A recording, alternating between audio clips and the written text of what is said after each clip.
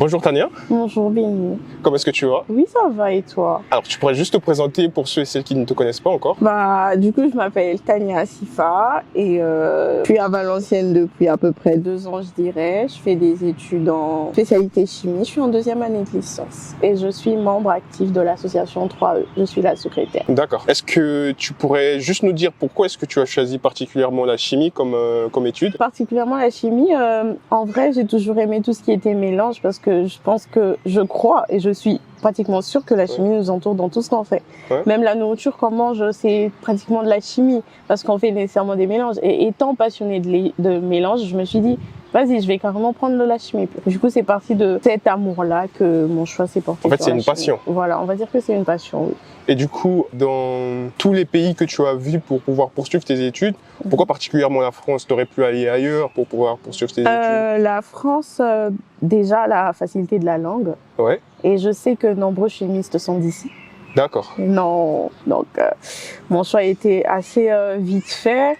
Et je pense que par rapport à mon pays aussi, ça a été un avantage parce que je reconnais que dans nos pays, le diplôme avec lequel je sors chez moi et le diplôme avec lequel je sors dans la France, c'est pas équivalent. Oui, parce que les diplômes internationaux sont quand même voilà, beaucoup plus reconnus. exactement. Et la France, c'est quand même, voilà, c'est un diplôme quand tu ressors avec, t'es apte à travailler dans une entreprise, Surtout dans un labo, donc voilà. Surtout dans le système international. Oui, c'est exactement ça. Et du coup, je voudrais savoir, est-ce que après ton diplôme, tu prévois retourner en Afrique pour pouvoir exercer ta profession ou bien? À la base des bases, l'idée, et je pense que l'objectif premier quand tu viens étudier à l'étranger, c'est de prendre les ressources que tu as acquis ici et pouvoir les apporter au pays, si je peux dire ça comme ça. On va pas se mentir, en ce moment, nos pays ne sont pas fortement développés. Et je pense que notre pays a soif et a besoin des jeunes comme nous pour marcher vers la révolution, je dirais.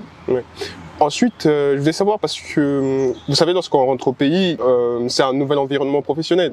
Que tu rentres au pays pour pouvoir rechercher du boulot, quelque chose d'atypique qui arrive, on te demande tu es de quelle famille, d'où est-ce que tu viens, c'est qui ton père. Est-ce que t'as pas peur de ça? Ça ne te fait pas peur? Bien tu sûr, vois pas ça comme un blocage? Bien sûr, je trouve que c'est un grand blocage parce que chez nous, on est très tribaliste. Si je peux dire ça comme ça, tribaliste, pardon. Et c'est vraiment quelque chose qui casse et qui brise en fait notre pays de jour en jour. Ça fait en sorte que même des personnes qui ne sont pas habilitées ou compétentes pour tel autre poste ou tel autre poste, ce sont des personnes qui se trouvent en train de siéger vraiment hautement placées alors que pas du tout. Et vraiment, j'avoue que c'est vraiment une crainte parce que tu peux avoir les compétences qu'il faut, mais parce que tu n'es pas de la bonne famille, parce que tu n'as pas le bon nom et parce que tu n'as pas les bons contacts, tu deviens chômeur. Qu'est-ce que représentent les études pour toi? Les études pour moi.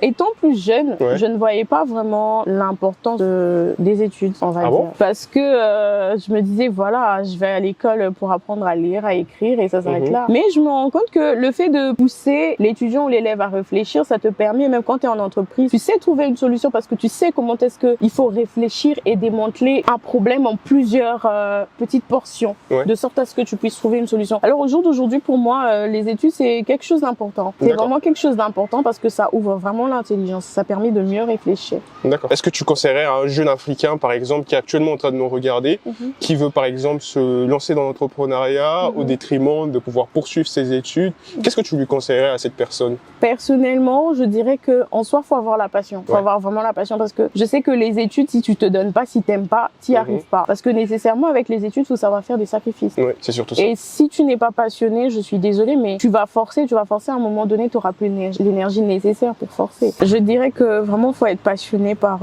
les études. Et l'entrepreneuriat, personnellement, je n'ai pas beaucoup, je ne me suis pas encore beaucoup documentée dessus, mais je pense que tout le monde n'est pas entrepreneur. C'est bien de le faire, mais je pense que tout le monde n'est pas entrepreneur parce que si on était tous entrepreneurs, il n'y aurait pas les acheteurs. Donc, vraiment, comme je disais, faut se donner vraiment pour les études. Et le seul conseil que je pourrais donner à quelqu'un qui veut soit l'entrepreneuriat, soit les études, c'est vrai qu'à un moment donné, il faut faire un choix, mais pour faire l'entrepreneuriat, il faut avoir les épaules. Et pour avoir les épaules, il faut se documenter. Se documenter revient pas nécessairement à passer des années en école, mais il faut quand même étudier. Il faut quand même apprendre de toute façon. Donc, les deux se enfin, pas sont complémentaires, mais je pense que c'est mieux d'avoir des connaissances. Avant de se lancer dans quoi que ce soit, faut avoir des connaissances. Faut quand même avoir un certain bagage intellectuel Voilà, faut toujours avoir un bagage. Pour pouvoir se lancer. Oui, exactement. Ok, d'accord.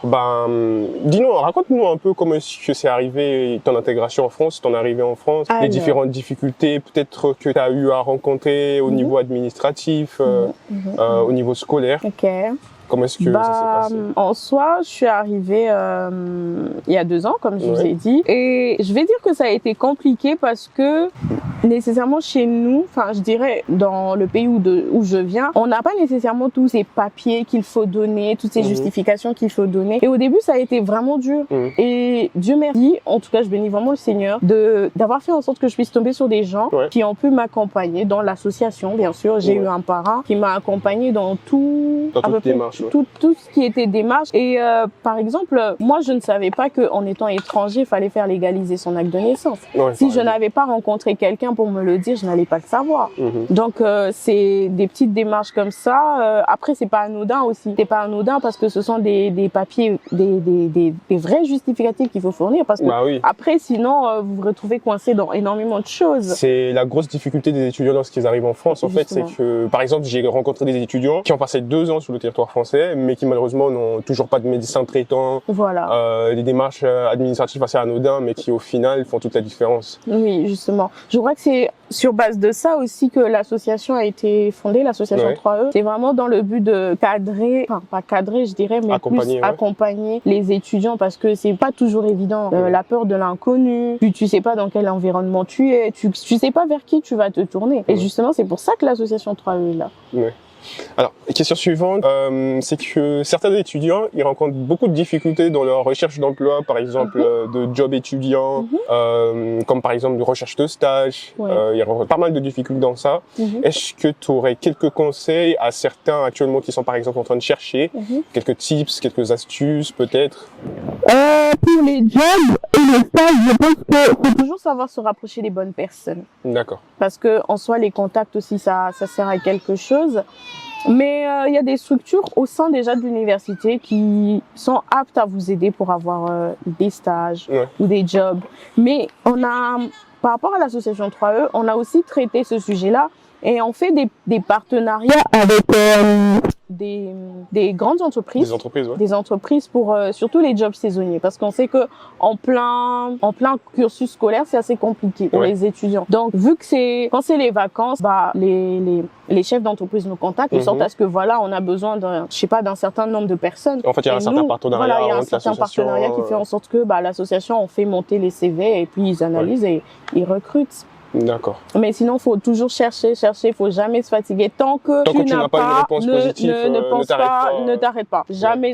Faut bosser, faut travailler, faut se donner. C'est ça le secret. Alors, comment est-ce que ça se passe pour toi au niveau de l'organisation? Parce que je sais qu'il est difficile, par exemple, d'être dans une association. Tu as dit que tu es au sein d'une association, dans laquelle moi-même je suis d'ailleurs, entre d'étudiants étrangers. Et ce qui se passe, c'est que la majorité des gens, des étudiants, ils ont des difficultés à pouvoir allier scolarité et association ou encore vie personnelle, vie privée. Comment est-ce que tu fais un peu pour manager toutes ces parties de ta vie?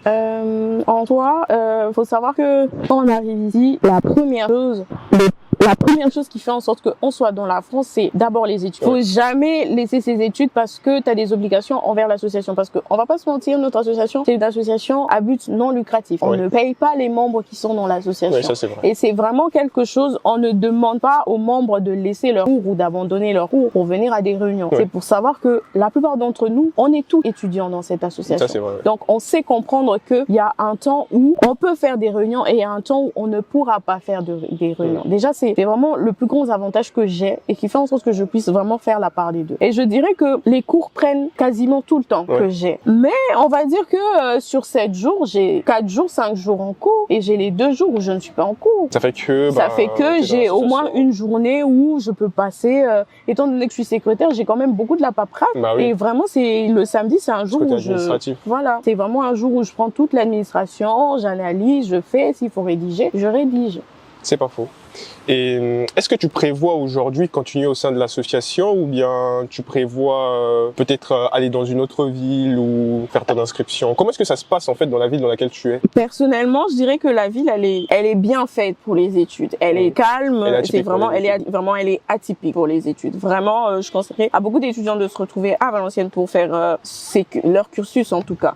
Mais personnellement, pour moi, mes projets ne vont pas avec cette ville, si je pourrais dire. C'est ça le problème en fait, parce que on est souvent dans des villes qui ne proposent pas beaucoup d'alternatives au niveau, par exemple, des stages dans des assez grandes boîtes.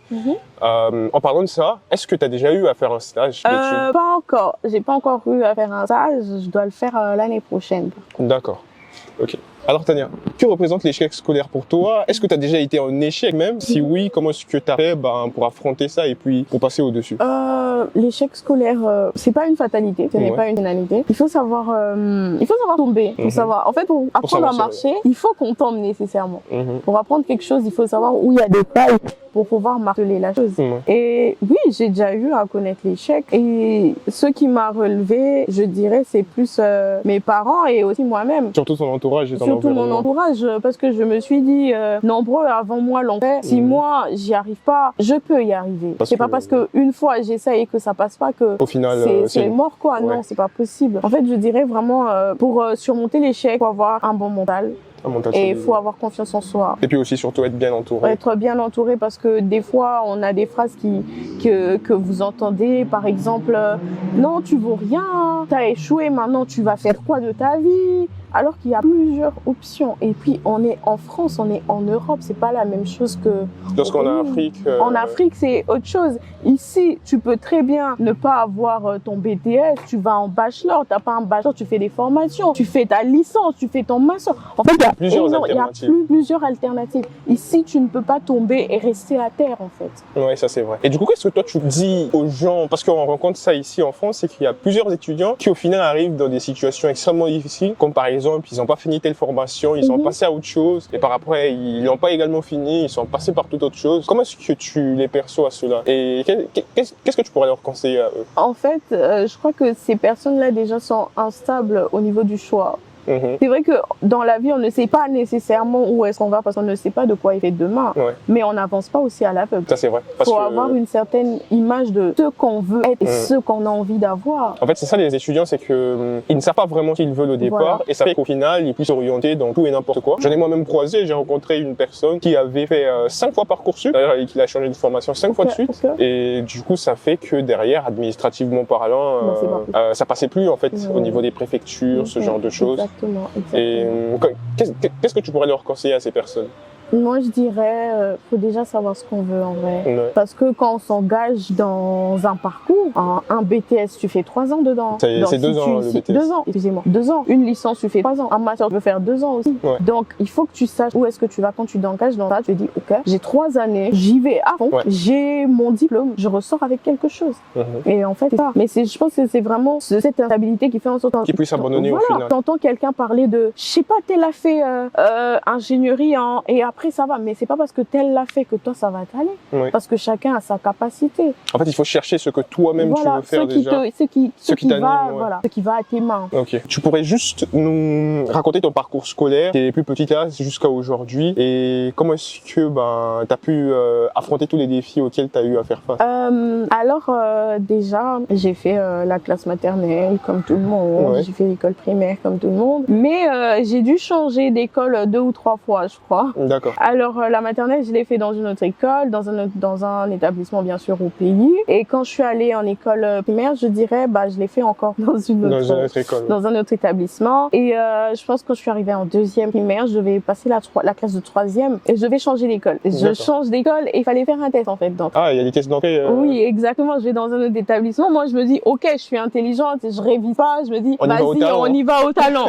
J'y vais au talent et je valide pas le texte. Du coup, on propose à ma mère, bah, étant donné que votre fille est quand même intelligente, au pire, elle reprend la classe. Ouais. Bah, ma mère, elle dit, ok, de toute façon, c'est une enfant. Du coup, je reprends une classe. Mais après, je me rends compte que, en grandissant, j'ai pas vraiment senti le poids d'avoir repris cette classe-là. Ouais. Bref, en fait, quand on voit séquentiellement dans le temps, c'est un peu relatif. Parce que, exactement. Au final, ça n'a pas une si grande influence. Voilà, ça n'a pas eu une si grande influence. Et quand je suis arrivée au lycée, bah, fallait faire un choix. J'étais plutôt bonne en maths. Du coup, je me suis dit, vas-y, on va faire les... D'accord. Et ensuite, c'est le parcours secondaire qui va m'intéresser parce que en Afrique, on voit qu'il y a certains parents qui mettent leurs enfants plutôt dans des établissements reconnus internationalement, Oui, bien sûr. des établissements avec des diplômes français. Alors, est-ce que tu fais partie de cette catégorie? J'ai pas été dans une école française, mais on va dire que mon école était quand même reconnue. D'accord. Et c'était quoi la spécialité que tu as fait? C'est mathématiques, c'est ça? Non, j'ai fait sciences, je dirais que les sciences. Il y avait les maths, il y avait la physique, il y avait la chimie, il y avait la physique dedans. En gros, c'était une généralité. Voilà, sciences, généralité sciences. Et il y a une étape où tu arrives, tu dois apprendre soit physique ou biochimie. Et moi, j'avais pris biochimie parce que je voulais la chimie. D'accord, ok. Et par exemple, où est-ce que tu te vois dans 5 ans? Alors, dans 5 ans, je me vois bien, je dirais bien positionnée, surtout financièrement parlant, et indépendante, bien sûr, et travaillant dans le métier que je veux, que je convoite. D'accord. Et c'est plutôt quoi ce métier? C'est quoi comme poste? Personnellement, j'ai plusieurs options. D'accord. Mais en ce moment, ce qui m'intéresse plus, il y a la métallurgie, il y a les composites aussi. C'est vrai que c'est pas mal. C'est vraiment un domaine assez fructueux. Ça, c'est vrai. Voilà. Hein. Ensuite, est-ce que tu conseillerais à une personne qui veut poursuivre ses études, notamment à l'étranger, de venir le faire en France? Oui, bien sûr. D'accord. Bien sûr, le système français, j'avoue que pour l'avoir vu, pour y être passé pendant ces deux dernières années, le système français, il est hardcore. Hein. Franchement, faut y aller. Oui, parce que, en fait, lorsque les gens ils ont leur bac, généralement ils sont un peu dans un certain dilemme de pas savoir là où est-ce qu'ils voudraient aller. J'avoue, je suis d'accord. Mais le choix porté sur un pays, c'est déjà la formation que tu veux. Parce que moi, j'ai eu à choisir SPMI, d'accord, mais derrière aussi, je savais que j'allais peut-être potentiellement faire un travail comme ça ou comme ça. Et je regardais quand même, par rapport à la France, je regardais les postes, je regardais les avantages d'y être. En fait, c'est des petits détails qui font toute la différence. Par exemple, la langue. Voilà, la langue, mais puis pour moi, la langue, elle était facilement accessible parce que mon pays, on parlait déjà français. Mais bien sûr, aujourd'hui, j'avoue que le monde est vraiment dominé par quand même l'anglais. Parce que on voit plusieurs étudiants qui vont dans des pays, par exemple, anglophones. J'ai vu des étudiants qui sont partis dans des pays anglophones qui ont fait 5 ans et qui savent toujours pas s'exprimer en anglais, par exemple. Ça, c'est pas bon parce que quand tu vas dans un pays anglophone, je crois que normalement, tu dois suivre au moins 1 an ou 6 mois où tu apprends la langue, en fait. Et du coup, comment est-ce que ça s'est passé pour ton intégration surtout? Mon intégration, chez nous on dit Naza Mutabatu. Je suis quelqu'un des gens, je peux dire ça comme ça. Je suis plutôt quelqu'un de très bavard, mais je peux être réservée aussi quand je suis avec des inconnus, mais je sors toujours de ma petite tanière. Franchement, je suis quelqu'un... qui sort très vite de sa bulle en fait. Voilà, je sors très vite de ma bulle tant que je sens que voilà, il faut y aller, j'y vais. Hein. Ok. Et du coup, au niveau des opportunités, qu'est-ce que tu en penses de la France? Il y a beaucoup d'opportunités en France, mais ça dépend des villes, par contre. Les villes sont... elles sont décisives, en fait. Voilà, les villes sont décisives. Je ne vais pas blâmer notre petite ville de Valenciennes, mais je dirais que Valenciennes n'a pas beaucoup d'opportunités. Ouais, parce que de ce que j'ai vu, il n'y a pas énormément d'industriels autour. Voilà, c'est justement ça. Il faut aller dans les villes à côté, dans l'île, parce que l'île, c'est la seule grande métropole qu'on a à côté, donc c'est vraiment dans l'île que les gens... Après, il y a Paris aussi. Paris, Paris, c'est le centre, on se connaît, donc voilà, quoi.